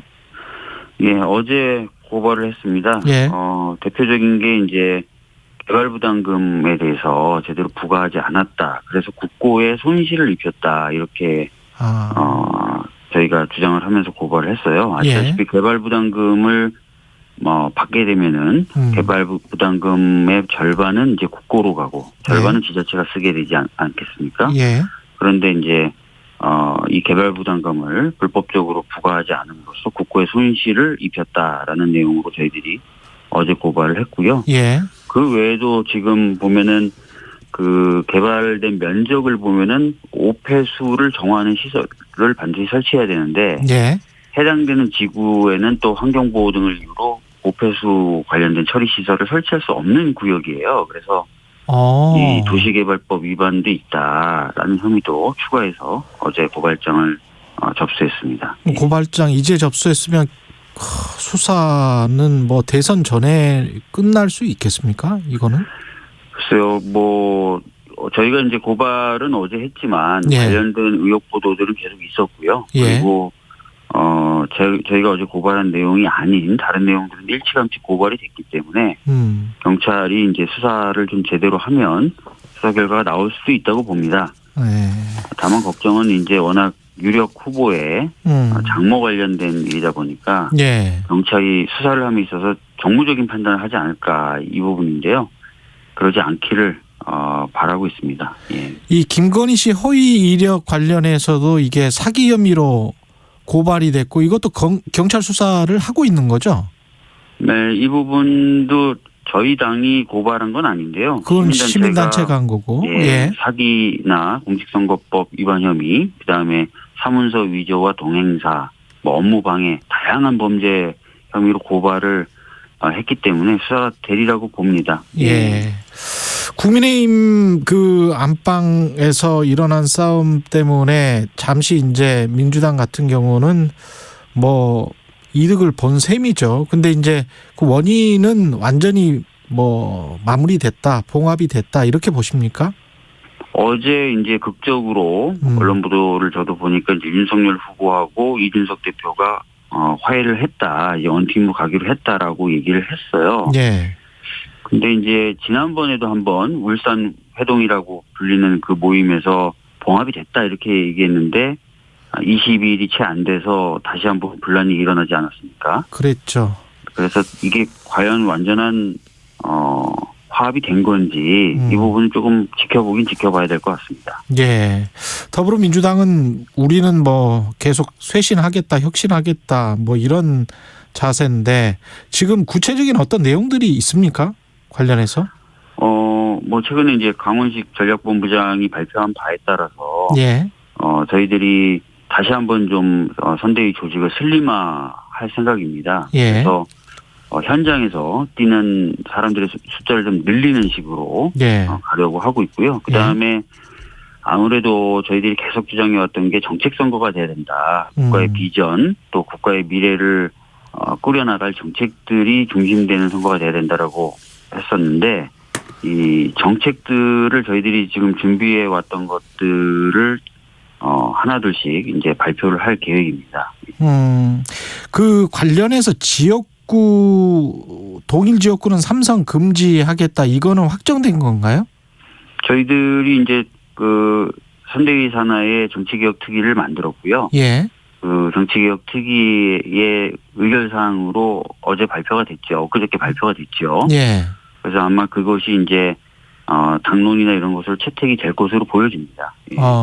그러면 이게 뭐 가령 연속해서 3선을 금지하는 건지 아니면 뭐 띄엄띄엄 하더라도 3선 이상은 안 된다는 건지 이것도 아직 결정은 안 됐네요. 그 부분은. 제가 알기로는 연속해서 3선으로 알고 있고요. 연속해서 3선은 안 된다. 그렇기 때문에 그 내용은 이제 확정이 됐는데 아까 말씀드렸던 것처럼 그것이 이제 당론으로 받아들여져서 당에서 이제 공천할 때 그 방법을 쓰도록 만드는 과정이 필요하고요. 또 필요하면은 입법도 하는 그런 프로세스가 남아 있다 이렇게 보시면 될 것 같습니다. 지금 뭐 안철수 후보의 지지율 상승이 아주 눈에 띄는데요. 이 3자 대결로 재편될 가능성도 제기되고 있습니다. 어떻게 보세요, 판세는? 실질적으로 이제 안철수 후보의 상승세가 눈에 띄는 것은 사실입니다. 사실이고 특히 이제 윤석열 후보에게서 실망했던 분들이 이제 안철수 후보 쪽으로 많이 이동하고 있는 것으로 저희들도 보고 있습니다. 예.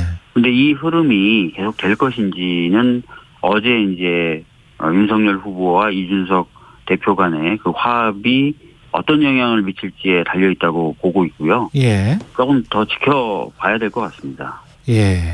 그리고 이재명 후보의 탈모 공약. 네. 이거는 사실 저는 뭐 이해관계자라서 제가 좀 객관적으로 말씀을 드려야 되는데. 네. 예. 제가 뭐 별다른 이야기는 못 하겠고요. 잠시만. 반응은 어떻습니까? 예. 뭐 SNS 반응은 굉장히 뜨거워요. 예. 그러니까 사실은 이 부분에 대해서 고민하고 있었다거나 또는 이런 부분이 정책이 돼야 된다고 생각하셨던 분들이 의외로 많았던 것 같습니다. 근데도 지금까지 이제 제대로 논의가 안 되었었던 건데, 예. 하여튼 반응은 굉장히 뜨겁고요. 또 당 내부에서도 이해관계자들을 중심으로 아니 그 박주민 의원님도 이해관계자시잖아요. 왜 그 아닌 척 그렇게? 저는 근데 그 이해관계자긴 하지만 예전부터 이런 정책이 좀 정책적으로 필요하다라는 객관적 입장도 가지고 있습니다. 예. 근데 돈은 어느 정도 드는 겁니까? 건보 재정에 부담이 갈 정도는 아니죠. 만약에 처방약을 건보에서 처리를 한다. 그리고 좀 다른 약들처럼 감기약처럼 싸게 받을 수 있다. 그러면 어떻게 되나요? 어느 정도의 부담? 지금까지 파악된 바에 따르면은 그 탈모 치료 제어 먹는 약 시장이 한 1,100억 규모라고 합니다. 1,100억. 예. 그런데 이제 이걸 건보 적용을 하면은 30% 정도는 여보세요? 그렇기 때문에 한 700억 정도를 건보에서 책임을 져야 되는데 또 건보 대상이 되면 약값이 떨어집니다. 예, 그렇기 때문에 700억이 채 안 될 것으로 보여지고요. 예. 예. 반면에 저희가 또 같이 생각해 봐야 될 게 이 탈모를 치료한다라는 뭐 샴푸라든지 이런 여러 그 의약품이 아닌 시장 규모가 4조 원 정도가 된대요. 그러니까 사실은 이제 건보 적용하면서 사람들이 좀 싸게 약을 먹을 수 있다면 국민분들 입장에서는 불필요한 지출을 좀 줄일 수 있겠죠. 예. 그런 것도 같이 좀 생각을 해봐야 된다고 생각합니다. 예, 알겠습니다. 저는 뭐 듣기만 하겠습니다. 예. 그리고 리스너 프로젝트 과정에서 이게 이제 계속 나왔다고 하네요. 근데 이게 청년 선대위에서 나온 거 이거는 이제 민주당으로서는 뭐랄까요? 고무적이라고 할 수 있겠습니다. 청년 선대위에서 어떤 안이 나와서 국민들이 지금 호응을 해주고 있다 그래서. 네. 예. 그 앞으로 이런 것들이 또 뭐가 나오나요? 네, 그렇습니다. 지금 그 모바일 앱을 통한 정책 제안 플랫폼도 지금 가동이 되고 있고요. 예. 또 하나는 모두의 대화라고 해서 시민들이 직접 어떤 주제를 내걸고 토론하는 수많은 토론방을 플랫폼에서 구현을 한 뒤에 그 내용을 모아서 정책화하는 과정도 남아 있습니다. 그래서 굉장히 열려 있는 정책들 만들어 나가는 작업을 계속 할 생각입니다. 혹시 준비 중인 어떤 뭐 공약이 있으면 잠깐 뭐 소개해 주실 게 있어요? 공약 관련돼서는 뭐 경제 공약이나 부동산 공약은 쭉 준비해 왔던 것이니까 순차적으로 발표할 거고요. 방금 말씀하셨던 이렇게 시민들로부터 정책 아이디어를 듣는 그런 프로젝트들도 계속 진행될 거라서 많이 기대해 주시면 좋을 것 같고요. 저도 이제 모두의 대화라는 걸 좀 책임지고 진행을 할 겁니다. 그래서 한 1,700개 이상의 카톡 플랫폼 대화방을 만들어서 거기서 정책들을 수렴하는 작업들을 진행할 생각입니다. 알겠습니다. 하우 엔터님, 현명한 소확행 공약 많이 발표해 주세요. 이렇게 말씀하셨네요. 오늘 말씀 감사하고요. 박주민 더불어민주당 의원이었습니다. 고맙습니다. 네, 감사합니다. 예, KBS 1라디오 최경영의 최강시사 2부는 여기서 마치고요. 잠시 후 3부에서는 아주대 심리학과 김경일 교수와 함께하는 뉴스는 집니다. 그리고 베이징 현지 연결해서 올림픽 준비 상황도 알아보겠습니다.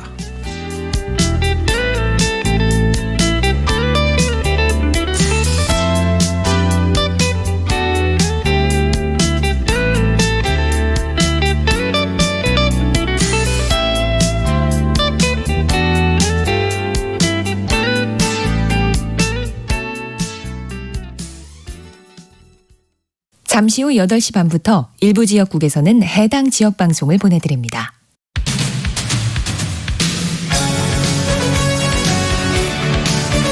(2022년입니다) 올해도 홍사원의 경제쇼는 진짜 정보만 거침없이 전달하겠습니다.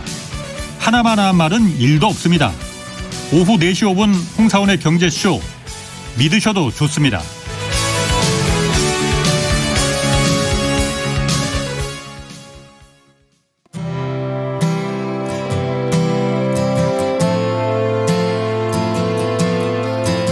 (2022년도) 주진우 라이브와 라이브 리브 러브.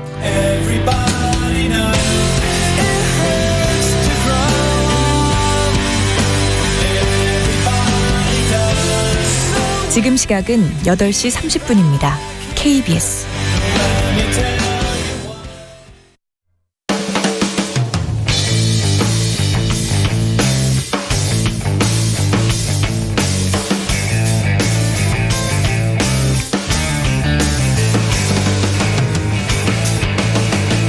최경영의 최강 시사.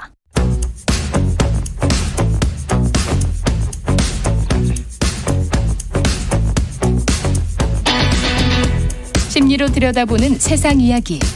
뉴스는 십니다. 네, 정치, 경제, 사회 등 우리 사회의 다양한 이슈를 심리학적 관점에서 풀어보는 시간. 최경영의 최강시사 뉴스는 십니다. 아주대학교 심리학과 김경일 교수님 나와 계십니다. 안녕하십니까? 네, 안녕하세요. 네, 새해 지금 뭐 좀 지났습니다만은 1월 7일입니다 오늘. 7일이네요. 새 목표를 되게 정하잖아요. 네네. 12월 31일 정하나요? 1월 1일 정하나요? 1월 3일 정하나요? 뭐 그 시점이 언제인지 꼭 중요한 건 아니겠지만 네. 그래도 새해 목표라고 하면 한 12월 한 15일에서 20일 정도쯤에는 정해 놓으셔야 좋지 않을까 싶어요. 새해 목표를 언제 정하시고 어떤 거를 정하셨어요 혹시? 근데 올해는 특별히 그 예전처럼 2021년 작년에는 시작하면서 그 확실하게 이제 그 파이썬이라고 하는 이제 프로그램 랭귀지 그거를 조금 이제 개발자들과 대화가 되는 수준 정도로는 좀 배워야 되겠다라고 해서 저희 이제 대학원생들이 그게 목표셨군요. 네, 그래서 교수님 하지 마세요. 굉장히 말리더라고요. 왜냐하면 같이 배우니까. 그 심리학과 대학원생인데 저희 이제 지도학생들이 파이썬을 배우는 그런 아주 계속 배우고 계시는군요. 왜냐하면 심리학자들도 개발자들이랑 대화를 할 수 있는 정도는 돼야 되거든요. 알고리즘을 좀 이해를 해야 되기 때문에. 그렇죠. 근데 올해는 작년처럼 그렇게 좀 재밌고 신기한 거라기보다는 이제 그냥 진짜 저 혼자 하는 거를 하나 해보려고 하는데 베이스 기타 배우려고 지금. 둥둥둥 네, 뭐 네, 네.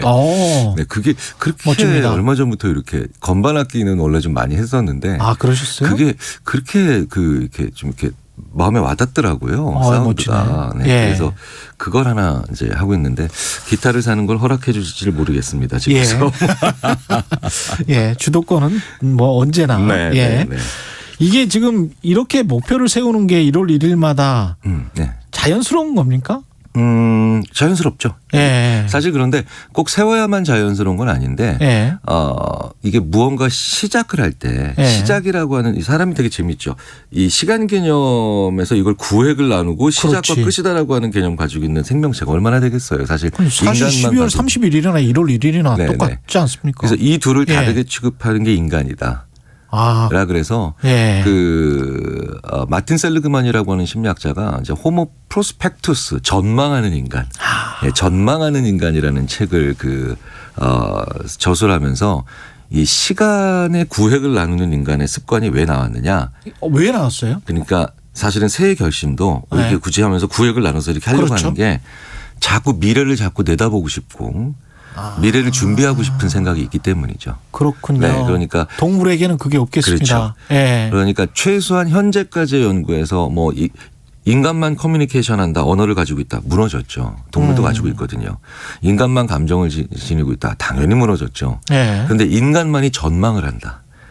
전망을 하고 그것도 먼 미래를 전망을 한다. 그렇군요. 이건 아직도 안 무너진 가설이다. 예. 라고 얘기를 하는데 새해 준비를 한다는 것 자체가 바로 뭐냐? 바로 연말을 전망한다는 뜻이거든요. 연말을 전망한다. 네. 그리고 또 더 몇 년 후까지도 자꾸 그려보고 심지어 10년, 20년 후도 그려보는 건데 그래서 좀 더 나아진 자기의 모습. 항상 무언가 시작한다라고 하면서 사람들은요. 나아진 자기의 모습. 예. 이거를 향상 초점이라고 하거든요. 아, 네. 향상 초점. 네네. 예. 그래서 실제로 무언가 더 나아지는 것에 대한 새해 결심이 더 유리해요. 아, 그렇군요. 반대로는 예. 나쁜 걸 막아내야 되겠다라고 하는 예방 초점. 네네네. 요거는 언제 주로 더 좋냐면 말. 그래서 실제로요. 학기 초. 예전에 학교 다니실 때 예. 학기 초가 될 때마다 이런 그때는 결심을 무슨 하셨죠. 계획을 세웠던 예. 것 같아요. 야, 예. 내가 이번 학기는 4.0 넘긴다. 아유, 뭐 그런 예, 무모한 계획은 뭐 어쨌든. 예. 네.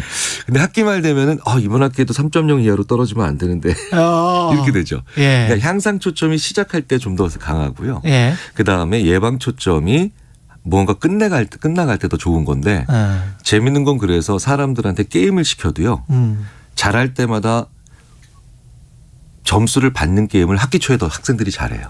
아, 향상 초점이라서. 근데 똑같은 뭐 퍼즐 게임을 시키는데도 학기 말에는 못할 때마다 점수를 뺏기는 그런 형태로 보상 체계를 취해야 오히려 더 잘해요. 근데 이게 사람이 꾸준하기가 쉽지 않잖아요. 뭐 그렇죠. 뭔가 시작을 한 분들도 있을 텐데 지금 이미 포기하신 분들도 있을 것 같고 이게 왜 그런 겁니까? 그래서 뭐 그게 의지, 노력 이런 예. 게 부족해서라고 우리가 보통 일반적으로 생각을 하죠. 예, 노력하면 되는 건가요? 네네. 그런데 이제 그것만 가지고 안 된다는 게 심리학 이론의 대부분이고요. 그것만 가지고 안 된다. 네. 무언가 처음에 시작할 때 나 그렇게 한다라고 결심했잖아요. 특히 이런 새해. 예. 그럴 때는 자기한테 상을 잘 주셔야 돼요. 아, 처음부터 상부터 시작해야 되는 거군요. 내가 이렇게 잘했으니까 나한테 조금 더 좋은 일이 있어야지. 예. 그러니까 옆에서도 야 이게 잘했네. 벌써 이만큼은 이렇게 칭찬을 해줘야 돼요. 아. 근데 이게 이제 전반전 지나서 후반전으로 가잖아요. 예. 어떻게든 이게 어느 정도 궤도에 올라가면 그 다음부터는 약간 상보다는 칭찬보다는 약간 채찍. 아, 더 해라. 네. 요게 더 좋아요. 그래요? 그러니까 예. 연초에는 당근, 연말에는 채찍. 이게 이제 일반적으로 심리학 연구 보면 다 이렇게 돼 있거든요. 예. 그러니까 연초에 서로 격려를 많이 해줘야 됩니다. 연초에는 격려를 많이 해줘야 된다. 벌써 20일이나 금연하고 있었어. 어유 대단하다 야. 뭐 이런 식으로 연초에는 격려가 많아야 되는데 연초에 채찍 들고 연말에 마음 급하니까 당근 걸면 이게 심리학적으로 거꾸로네. 안 맞는 거죠. 안 맞는 거예요. 그럼 연초에는 내가 뭐 운동, 뛰기를 시작했다라고 하면 러닝화를 새로 살 거야. 뭐 이런 거는 당근 좋습니까? 이런 그 당근의 시점은 그런데 조금 우리가 고민을 해야 되는 게요. 예. 만약에 운동을 하시는데 러닝화를 샀다 좋은 걸 예. 이거는 사실 그 운동화를 당근으로 만들기 위해선 그 좋은 러닝화를 사고 러닝을 시작하는 게 아니라 일단 한 일주일 정도 러닝을 그냥 예전에 좀 해보고 낡은 운동화로 예. 열심히 하고 난 다음에 내가 일주일이나 했네. 그 시점에 새로운 러닝화. 아, 그게 좋아요. 네. 그게 효율적이기도 하겠다. 네. 사기만 하고 하루 쓰고 그냥 묵히는 분들도 많거든요. 그렇죠. 이게 되게 재밌는 게 게다가 사람들이요 결심했다라는 것에 대해서 뿌듯함을 되게 많이 느끼는 경향이 있어요. 예. 그러니까 게다가 새 운동화를 딱 사면 모시고 싶은 생각이 들죠. 그래서 일단은 낡은 운동화로 일주일 혹은 열흘 정도 러닝을 열심히 하고 운동을 하고 난 다음에 되네? 라고 생각하는 느낌이 살짝 들었을 때 다시 한번 뇌를 저희들이 이렇게 표현하죠. 꼬신다. 아, 뇌를 꼬신다. 뇌를 스스로. 조금씩 꼬셔주는 거예요. 네. 그 심리학에서는 의지나 노력도 중요하지만 이게 의외로 유효기간이 길지가 않거든요. 그렇죠. 네. 그래서 무언가를 열심히 오랫동안 하는 분들은 그 중간중간에 자꾸 뭔가를 포석을 놓습니다. 포석을 놓습니다. 그래서 내가 올해 만약에 날씬한 몸매를 가질 거야. 이거는 목표지만 그 포석이 바로 뭡니까? 일단 2kg를 빼자. 네. 일단 2kg를 빼면 그때 살짝 운동화, 그다음에 또 다시 또 한 1kg나 2kg가 빠졌을 때 살짝 또 만약에 새로운 운동복 관련된, 그다음에 4kg 정도 빠졌을 때 오케이 그렇다면은 이제는 좀 괜찮은 피트니스 센터 뭐 이런 식으로 살짝 해서 구간을 계속 잘라요. 네. 이걸 두고 심리학자들이 뭐라고 말씀을 드리냐면 목표랑 계획을 혼동하지 말아라. 목표랑 계획을 혼돈하지 말라. 예. 내가 올해 뭘 할 거다. 이건 목표죠. 예. 계획이 아니죠. 예, 그렇죠. 근데 그럼 계획은 어디 있어요? 계획이 있어야 움직이거든요. 그렇죠. 그럼 그 목표를 한 10개나 심지어 20개 정도로 잘게 썰어내서 순서까지 만들어 놓은 게 계획이죠.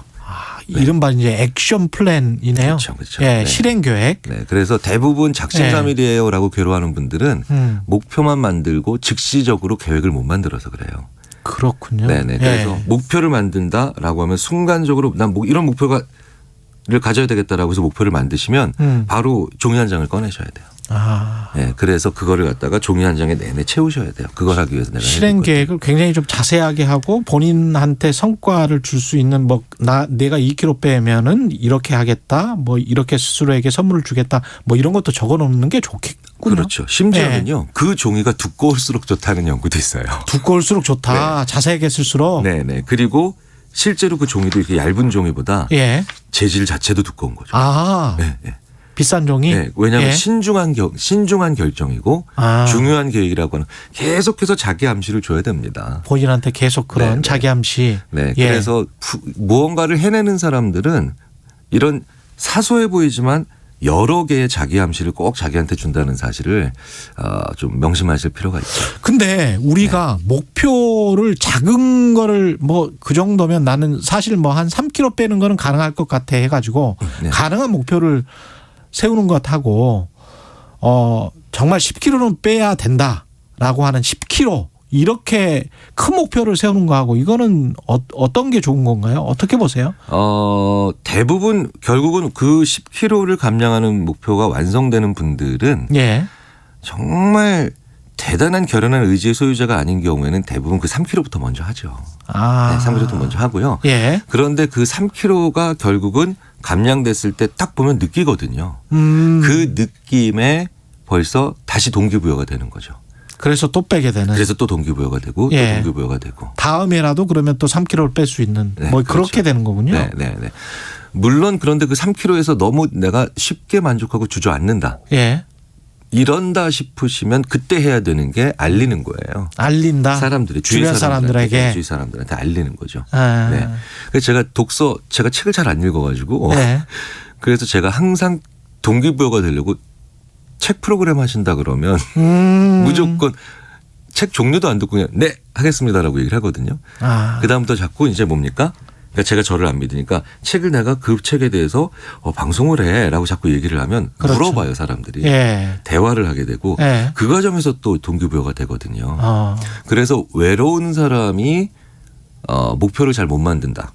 혼자는 안 된다. 그렇죠. 혼자만 하려고 하는 사람들이 계획도 잘 실행을 못한다. 이건 뭐 널리 알려진 사실이죠. 그러면 옆에 무슨 뭐 같이 띄워주는 사람이 있다든가 뭐 크루로 같이 움직인다든가 그런 것도 도움이 되고요. 하지만 그게 의외로 옆에 계속 붙어 있는 사람 말고 의외로 약간 느슨한 정도로 친한 사람들. 느슨하게 친한 사람은 어떤 사람들? 예를 들어서 우리 둘 사이가 느슨하죠. 그렇죠. 그러니까 친하고 그다음에 친분이 있지만 그렇다고 매일 보는 사이는 아니에요. 긴밀하지는 않죠. 그렇죠. 그 정도의 사람에게 얘기를 하면 그 사람이 일주일에 한 번 뵙잖아요. 그러니까 일주일에 한 번쯤 혹은 2주에 한 번씩 슬슬 저한테 또 물어보죠.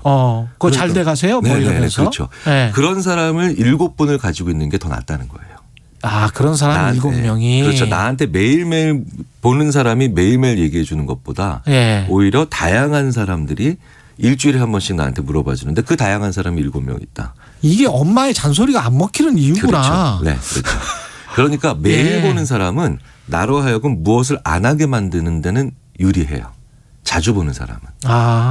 그런데 일주일에 한 번, 열흘에 한 번 이런 분들은 좋은 걸 가지고 싶은 그런 목표를 이룰 때 슬쩍 이렇게 그렇지 맞아 나 그런 목표 가지고 있었지. 맞아 나 그런 거 하고 있었지라는 걸 떠올리면서 작은 동기부여를 만들어주는 되게 유리한 관계예요. 그렇군요. 마지막으로 지금 1월 7일이지만 뭔가를 시작하겠다라고 하려고 하는 분들에게 조언해 주십시오. 조언. 사실은 개인적으로 어떤 공부라든가 이런 거 기업의 어떤 큰 일이 아니라면 개인적인 어떤 좋은 습관 만드는 데는 연간 목표보다는 1월 목표가 더 중요하죠. 1월 목표가 중요하다. 네. 그래서 1월 목표에 10가지 계획. 그러니까 1월에 대한 한 가지 목표를 가졌다면 그거에 대한 10가지 계획 정도. 그러면 어떻게 되냐? 실패냐 성공이 아니라 그중에 4개 하시면 40점. 6개 하면 60%. 예. 이렇게 점수가 좀 더 정확히 나와요. 예. 네. 그러면 2월 달엔 나 40% 했으니까 55%를 올리자. 예. 60%를 올리자. 방향 감각이 생기죠. 네. 그냥 10km를 가려고 해도 1km씩 구간별로 끊어서 가는 게 중요하고 그때 세부 계획을 철저히 세우는 게 중요하네요. 그렇죠. 네. 네. 그러면서 실행에 나가면 충분히 가능하다. 네네. 10km도 갈 수 있다. 그러니까 약간 사소하고 소심해 보이는 계획을 여러 개 만드시는 게 네. 크고 원대한 목표를 이루시는 데 훨씬 중요하다. 알겠습니다. 생각해 주시면 될 것 같습니다. 고맙습니다. 지금까지 아주대학교 심리학과 김경일 교수님이었습니다. 고맙습니다. 감사합니다. 예. 네, 도로 위에 돌발 구간이 많습니다. 앞차와의 여유 공간은 충분하게 두시는 게 좋겠는데요. 먼저 경부고속도로입니다. 서울 방향으로 북천안부터 천천히 가고요. 수원 부근에서 이어서 밀립니다.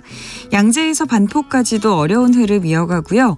반대 부산 쪽으로는 주감휴게소 부근 갓길에서는 대형 화물차가 고장나서 처리하고 있습니다. 도동분기점에서도 고장난 화물차를 처리하고 있습니다. 서해안고속도로 상황은 서울 방향인데요. 금천부터 막히기 시작했고 고요. 목포 쪽으로는 팔곡분기점에서 용담터널까지 정체입니다. 비봉에서와 팔탄분기점에서 정체 이어져 있습니다. 평택 제천간 고속도로 평택 방향으로 안진터널 부근에서는 대형 화물차가 고장나 있으니까요. 주의가 필요합니다. KBS 교통정보센터에서 정현정이었습니다.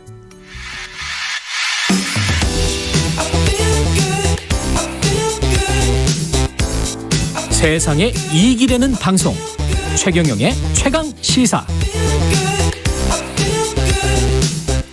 네, 베이징 동계올림픽 한 달 정도 남았죠. 이번에도 코로나 영향으로 올림픽 분위기 별로 안 느껴지는 것 같긴 한데요. 코로나19 발원지이자 이번 올림픽 개최지인 중국 상황 좀 알아보겠습니다. 베이징 이랑 특파원 연결돼 있습니다. 안녕하세요. 안녕하세요. 예, 오랜만이네요. 예. 네. 예. 중국 코로나19 관련 상황은 어떻습니까? 네, 잘 아시는 것처럼 중국만 사실 제로 코로나, 이른바 코로나19 무관용 원칙을 세우고 있습니다. 그래서 코로나19 확진자 절대적인 숫자는 적은 편인데요. 사망자 역시 마찬가지입니다. 5일 자정 기준으로 중국 본토 확진자는 132명이었습니다. 사망자는 없었고요. 예. 또 최근 오미크론 변이에 감염된 사람들이 나오기는 했지만 이 또한 소수인 상황입니다. 하지만 중국 정부 코로나 확진자가 0명이어야 한다, 이런 주의이기 때문에 확진자가 한 명만 돼도 문제가 심각한 상황이 되거든요. 예. 그래서 일주일 전 시안 등을 중심으로 며칠 동안 100명대 확진자가 나왔었는데 예. 네, 그야말로 시안은 난리가 났었습니다. 1,300만 명 주민 전체를 자가격리시켰고 애초에는 이틀에 한 번씩 식료품을 사러 외출이 가능했었는데 이마저도 지난해 12월 23일부터는 금지가 됐습니다. 그래서 오늘로써 봉쇄된 지 2주하고 하루가 지났는데요. 앞으로 6일은 더 격리해야 하는 상황입니다. 1,300만 명 도시에 100명 나왔는데 그렇게 한 거예요? 네, 며칠 동안 100명대가 나왔는데 곧바로 도시를 봉쇄시키더라고요. 와. 네. 대단하네. 또 확진자가 100명대가 나온 시안 같은 경우에 이제 봉쇄를 했다면 최근 허난성 위저우시 같은 경우는 무증상 감염자 3명이 나왔는데 곧바로 110만 명 도시를 봉쇄했습니다. 실제 현재 봉쇄 중이고요. 그래서 사실상 갈수록 방역이 강화되는 셈인데 이 코로나19 감염증을 막으려면 결국 접촉을 원천적으로 막아야 한다, 이런 확고한 신념이 있는 것 같습니다. 무지막지한데 이게 이렇게 해서 경제가 유지가 됩니까, 중국이? 되고 있다고 믿는 것 같아요. 내수가 워낙 크니까요. 그래요? 네. 그런데 이 숫자나 이런 거는 그 서방 세계에서는 잘 아시겠지만 잘 안 믿잖아요. 중국 정부의 발표를. 네. 현재에서는 어떻게 보세요? 저도 솔직하게 말씀을 드리면 오기 전에는 저 숫자를 과연 믿어도 될까? 실제 확진자는 더 많은 것 아닌가라는 의심이 있긴 했었는데 와서 보니까 이게 코로나라는 게 바이러스고 실제 증상이 없더라고 해도 저를 통해 누군가는 또 감염이 되고 그 사람이 또 증상이 발현되면 확진자가 되는 거잖아요. 그렇죠. 근데 주변에 보면 그런 증상을 보이는 사람들이 실제 없고요. 진짜 없어요. 그리고 이제 그런 증상을 보이면 곧바로 격리 조치가 되기 때문에 실제 확진자는 이들이 발표하는 숫자가 맞는 게 아닌가. 이렇게 살벌하게 해야 뭔가가 되는 건가 보군요. 감염은 확실히 막을 수 있다 이렇게 믿고 있는 것 같습니다. 송화봉송도 지금 그러면은 이렇게 감염을 확실히 막으려고 하는 봉쇄 정책이 있고 그러면 송화봉송도 제대로 안 되겠습니다. 올림픽 남았는데. 근데 사실 방역을 최우선으로 내세우고 있기 때문에 이 올림픽 분위기를 현지에서도 쉽게 느낄 수가 없는 상황인데요. 이 송화봉송 말씀하신 것처럼 방역 때문에 개막 사흘을 앞두고 경기가 열리는 베이징, 옌칭, 장자커우 이렇게 3개 지역에서만 진행을 하기로 했습니다. 그런데 2008년 하계 올림픽의 경우는 개막에 앞서 97일 동안 113개 도시를 순회했었거든요. 그래서 굉장히 대조적이죠. 그러면 관중도 들어갈 수가 없겠네요. 지금 상황으로만 보면. 그건 아닐 것 같습니다. 왜냐하면 일단 무관중은 아니다 이런 입장을 여러 차례 밝혀왔는데요. 아직까지 입장권 판매 소식은 들리지 않고 있습니다. 그래서 입장객을 얼마나 허용할지는 아직 모르겠는데 지금 중국 본토에 있는 사람들에 한해서 백신을 맞은 사람이라면 입장권을 사서 볼 수 있도록 하겠다. 이 원칙은 변함이 없고요. 당연히 해외에서는 그래서 보러 올 수는 없습니다. 하지만 경기장 입장할 때 선수단과 철저히 다른 통로를 이용해서 방역도 빈틈없이 하겠다. 입장시키겠다. 이런 입장입니다. 하기는 하는 거죠? 올림픽을. 해야겠죠. 혹시 뭐 연기를 한다거나 방역 상황 때문에 그럴 가능성은 없습니까? 현재로서는 그런 상황이 없을 것 같습니다. 왜냐하면 IOC 같은 경우에 어제 연기하지 않고 일정대로 개최하겠다 이렇게 밝힌 상태입니다. 그렇군요. 그러면 올림픽 열려도 뭐 취재진도 가야 될 텐데 또 선수진 이렇게 자유롭게 돌아다니지는 못하겠습니다. 그냥 선수촌 내에서만. 네, 그렇습니다. 일종의 버블이 형성되는 상태인데요. 이게 지금 보면은 해외 입국자들 같은 경우에 격리가 21일 이상 이렇게 걸리잖아요. 그러면 이제 선수단, 관계자들 어떻게 들어오고 어떻게 지내게 될까 궁금하실 텐데 앞서 말씀드렸던 것처럼 중국 시민들에게 적용하는 봉쇄식, 통제식 방역 지침을 올림픽에도 적용을 합니다. 그래서 중국 당국의 경우 2차에 걸쳐서 플레이북 방역 규칙을 내놓았는데 골자는 한마디로 선수단과 관계자들을 외부와 분리시켜서 철저하게 지정한 구역에서 지내도록 하겠다는 겁니다. 한마디로 이제 버블을 만드는 건데 여기서는 폐쇄 루프, 폐회로 관리 시스템 이렇게 부르고 있습니다. 그래서 입국 14일 전에 백신을 모두 맞고 현재는 3차도 맞고 오라고 권고하고 있고요. 그리고 앱을 다운받아서 매일 건강 관찰 기록을 남겨야 합니다. 그리고 입국할 때는 베이징으로 곧바로 오는 직항만 타고 와야 하고 그리고 곧바로 전용 차량을 타고 선수촌이든 경기장에 갈 수 있습니다. 그리고 핵산 검사도 매일 받아야 하는데요. 자신의 경기가 일단 끝나면 48시간 안에 직항을 타고 베이징을 떠나야 합니다. 다시 말해서 선수들이 중국에 왔으니까 어디 한번 들러보자, 구경해보자. 이건 불가능한 상황이고요.